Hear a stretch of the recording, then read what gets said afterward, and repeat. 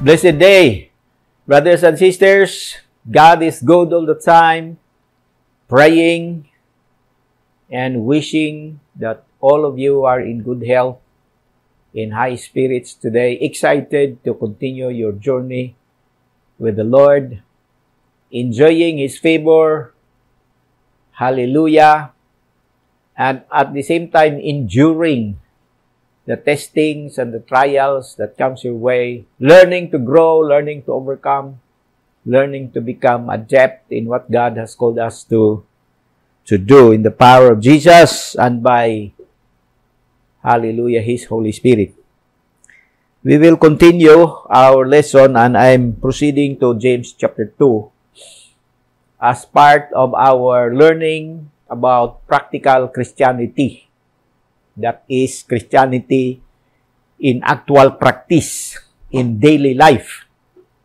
Christianity is not a Sunday thing. It is not something that happens only on Sundays and other holidays.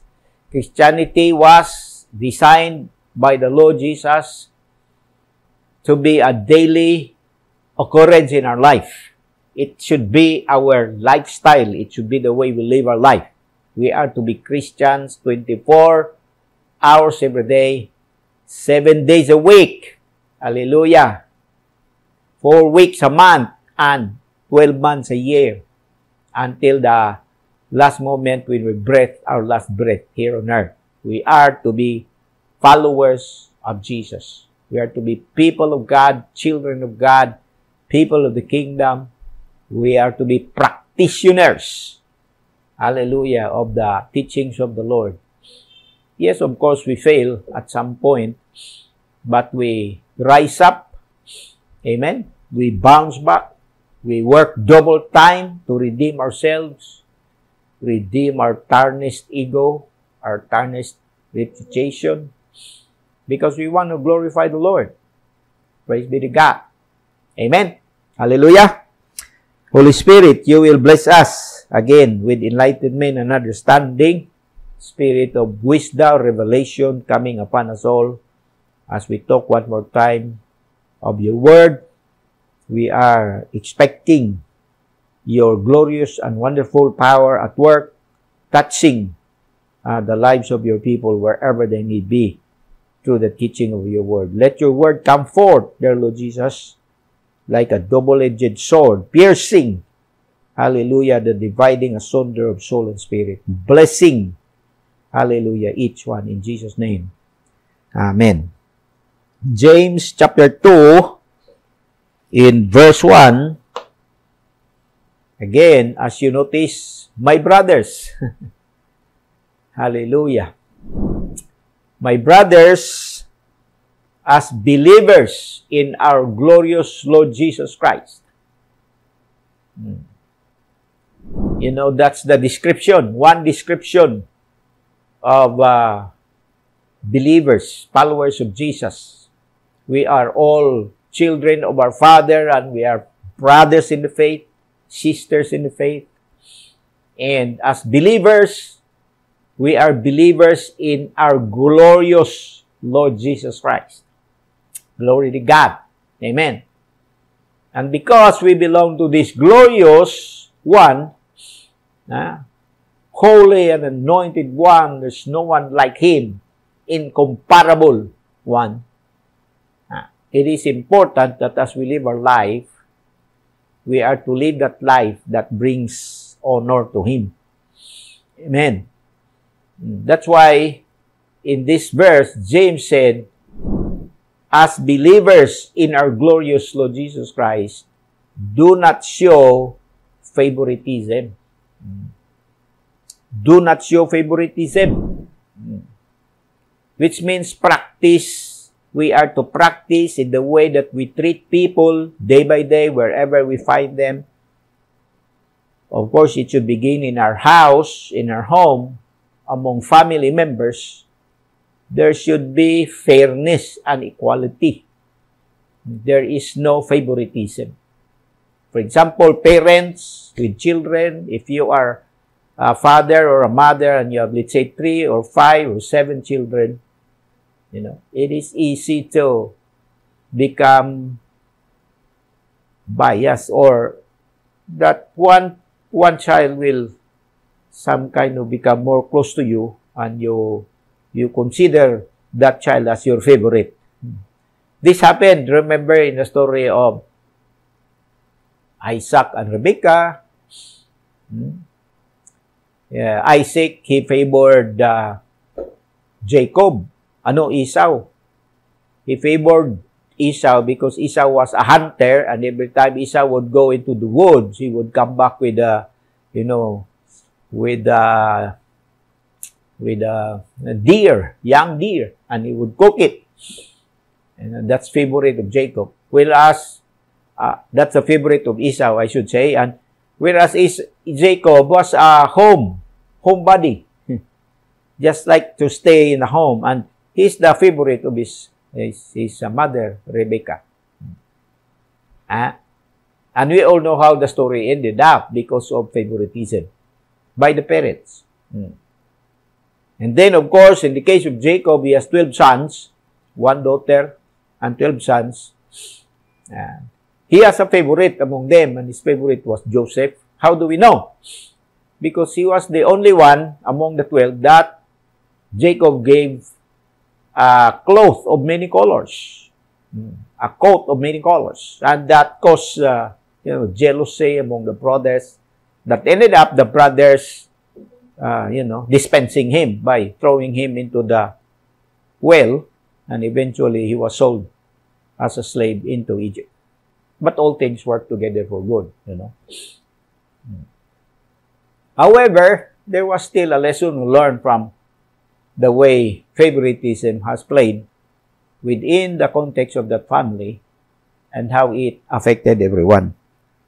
So the apostle here, he enjoined the walkers of God, followers of Jesus, precious brothers and sisters, whom he called my brothers, my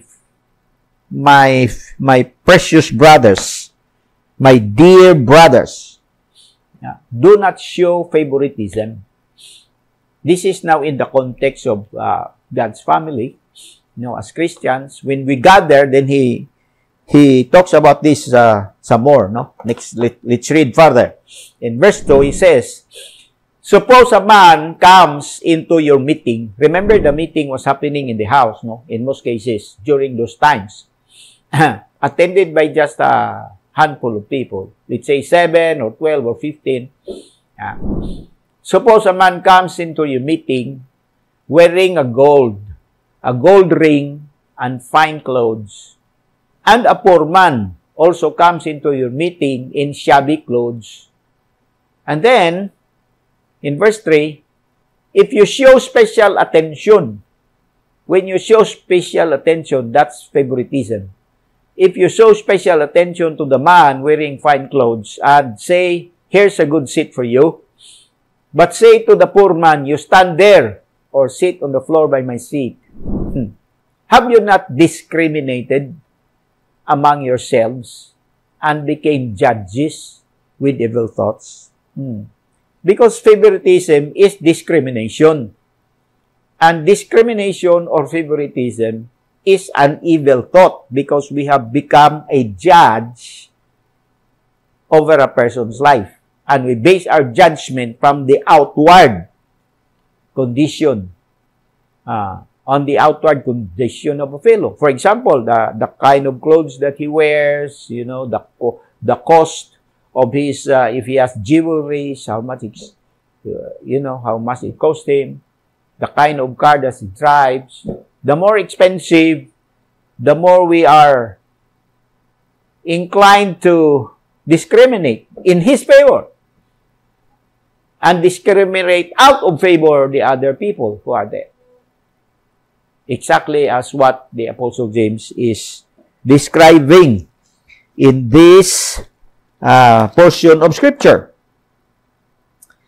In verse 3, he says, in verse 4, he says, have you not discriminated among yourselves and become judges? The Bible does not want us to discriminate The Bible does not want us to show favoritism because when we do that, we become judges. Judges with evil thoughts.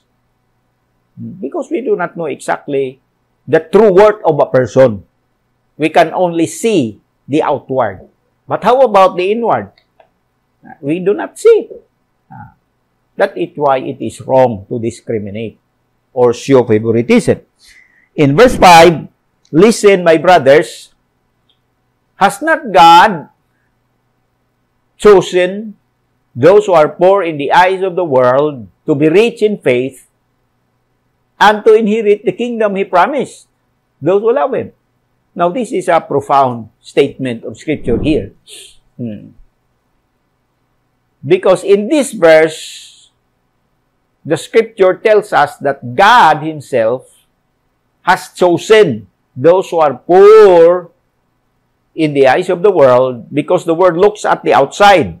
The world looks at the outside and puts value on the person based on what they can see from the outside, like the kind of clothes that they wear, branded, the shoes and everything. That's how they do it. Then, that's how they do it now. That's how they do it now. If you are coming out of a car, that the logo is, the logo of the cars. Many of us has memorized the logo of the cars here and how much they worth. And the name, Mercedes-Benz. Wow. If you see someone that's getting out of a car that's Mercedes-Benz, then you know that that person is really of much monetary value. But how about his heart? How about his spirit? Is his heart valuable? Is spirit valuable? That's the problem. That is why the Lord discourages us through His Word from showing favoritism, from showing discrimination. Because God has chosen those who are poor in the eyes of the world, chosen to be, what? To be rich in faith. Not only rich in faith, but to inherit the kingdom He promised to those who love Him. Now think about that. Especially to those who are listening to me, viewing this broadcast. And it so happened that at this moment of your life, at this season of your life, you are poor, materially speaking. No? Money-wise, you have very few pesos in your pocket. You eat one day at a time. No? Hand-to-mouth existence. Your house is rented, or maybe it belongs to you. You build it, but it's just shack and, made of very ordinary material. And the land where your little house is standing does not belong to you. You're poor by the standards of this world. And yet, here is the good news for you. God has chosen you to be rich in faith. Now, please listen carefully. Because it is so important, it is so important to know this one. Because the gospel was preached to the poor first as God's way of showing them favor. So that even though they have been deprived when it comes to material things, God wants them, to become rich in faith. As if some kind of a pambawi ba?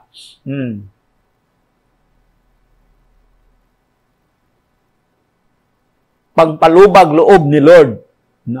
Giuna niya ang mga kabos. Even the ministry of Jesus, as we observe Him all along, He would spend so much time with the poor. Because He knew that they already been deprived of many material things in life. And for them to be deprived with the good news is already the worst thing that could happen to them. So God, through Jesus, reached out to the poor first. He Himself, Jesus Himself, became very poor to identify with this group. That they are not rejected, they are not forever hopeless, their life can turn around. At least in the eyes of the Father, in the eyes of heaven, they can become rich once they receive faith in God. How do we receive faith in God? Faith comes by hearing the Word of God. Hallelujah. And once you have faith, you are qualified to inherit the kingdom that God has promised to those who love Him. So as people of God, we're never to discriminate because these poor people, even our congregations, no, there are many poor people. There are more poor people than rich people. There are only very few rich, moneyed people in most congregations, in most Christian groups. And many times, it is the poor that gives much. Like that widow that Jesus talked about in the Gospel of Luke. When He visited the temple, He saw one widow woman that put into the offering box, her whole income of a lifetime. And for Jesus, that was so awesome and very commendable. In fact, He talked about the woman to His disciples. Have you noticed the woman? All the others were giving, especially the rich people, they were also giving their money, in purses, large amount of money. But Jesus was not looking at the amount that was given. He was looking at the condition of the heart. That's one. But also at the same time, He was measuring not the amount that was given, but what was left after they gave. The woman, when she gave, she has nothing. When the rich people gave, they still have so much because what they were given, even though it was much, and yet it has nothing, it is nothing compared to what they have not given. That is why the true measure of giving is not the amount that's given. It is what's left behind. If you give 3 million but you have 75 billion more left behind, that's nothing. Compared to somebody who gives 10,000 and that was all money that she has. You see? So there should never be any favoritism or discrimination in the way we treat people, in the way we fellowship with people. Hallelujah! In the way we spend time with people. We should be practitioners of fairness and equality. Hallelujah! Amen? Praise God!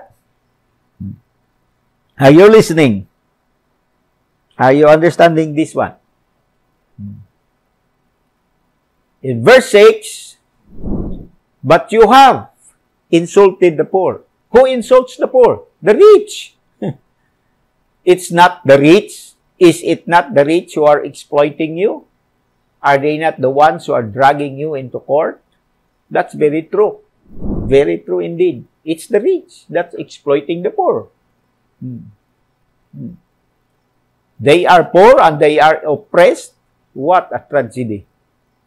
And many times, nobody will come to their defense. That's why many poor people ended up in jail and it is no fault of their own. They were falsely accused. Victims of injustice. And the Christians, many times who were there, shut up their mouth, never said anything. So James told his audience, because you are following the glorious Lord, do not become an instrument wherein His name will be maligned and tarnished, because you as His follower are showing favoritism. Instead, what James was advising his audience, as we continue reading,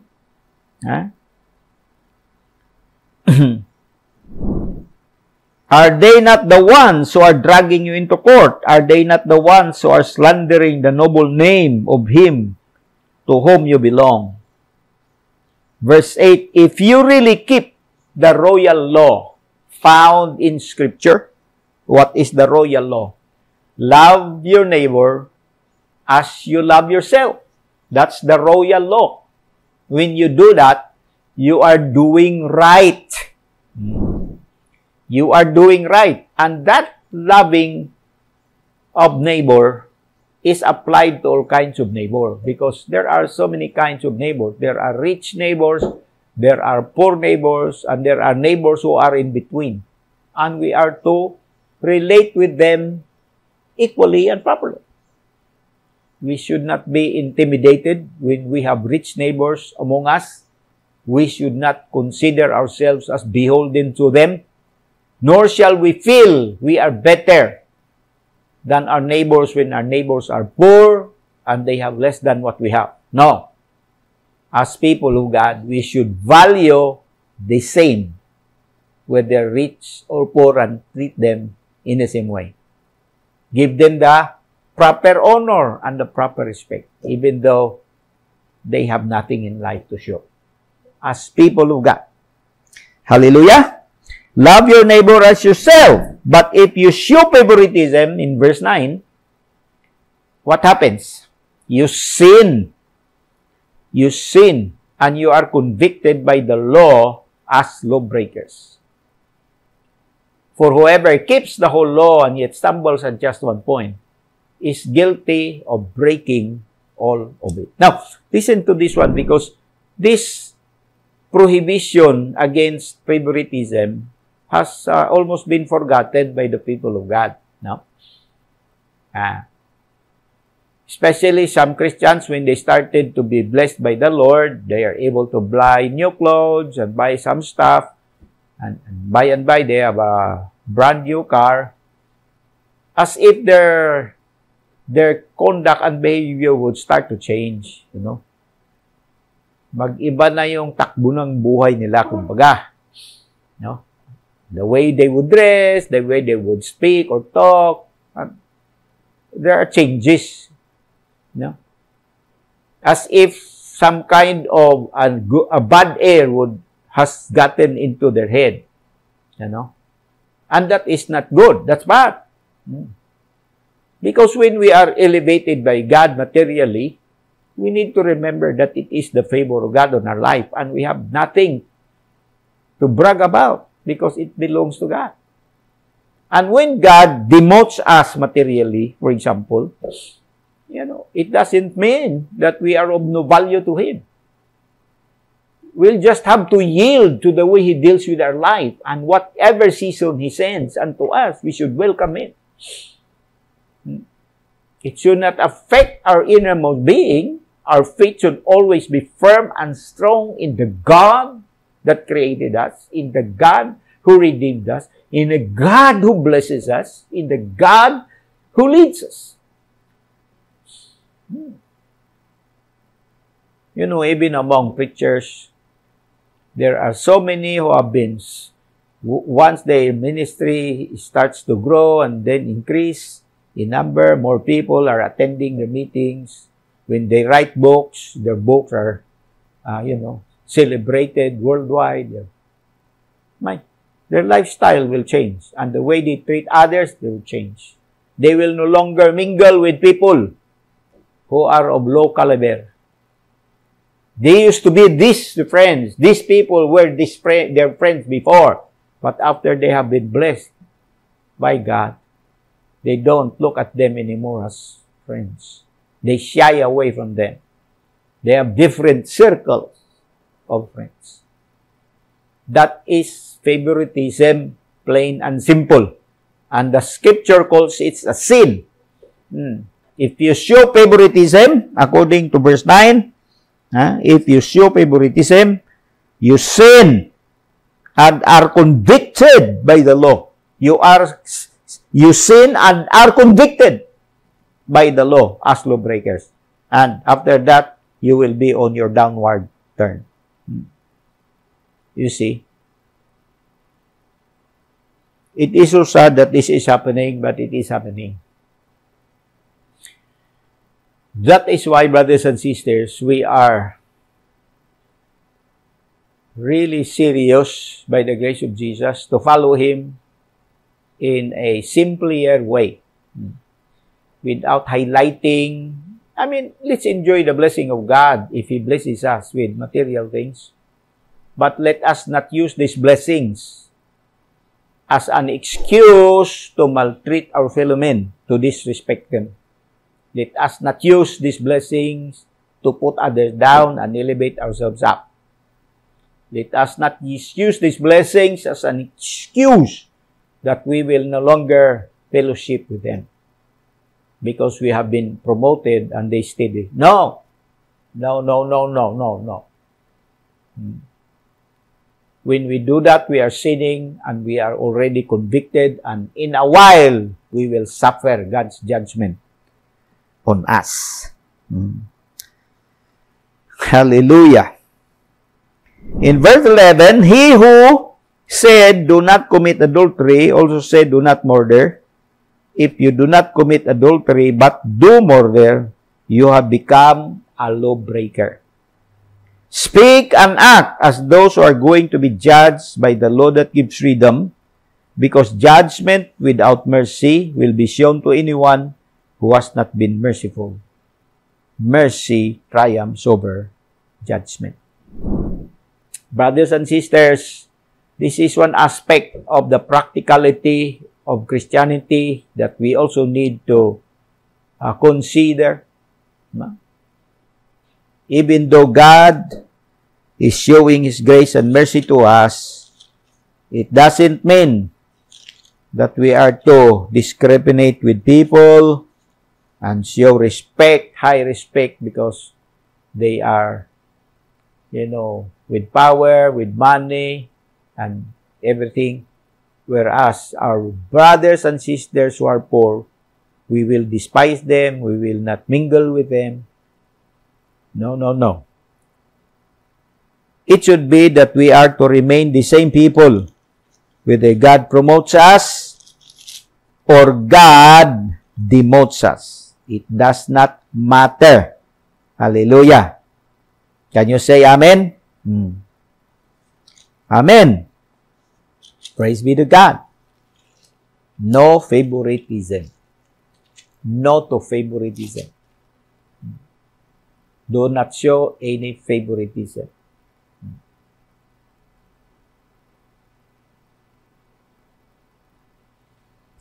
When you are educated, you have high degrees, for example.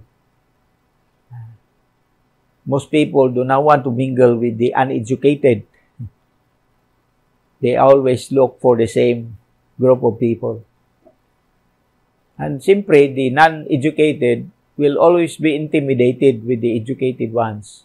They feel uncomfortable. They don't want to come near them. And there is a divide between the two. And when you are Christians, that ought not to happen. Because during our meeting as brothers and sisters, we meet as brothers and sisters of our Father in heaven. We are all children of God. And when God looks at us, He looks at our hearts. He doesn't look at the value of our person based on our accomplishments, based on our dresses, based on our money, education. No. That is nothing with God. In the first place, all of those comes from Him.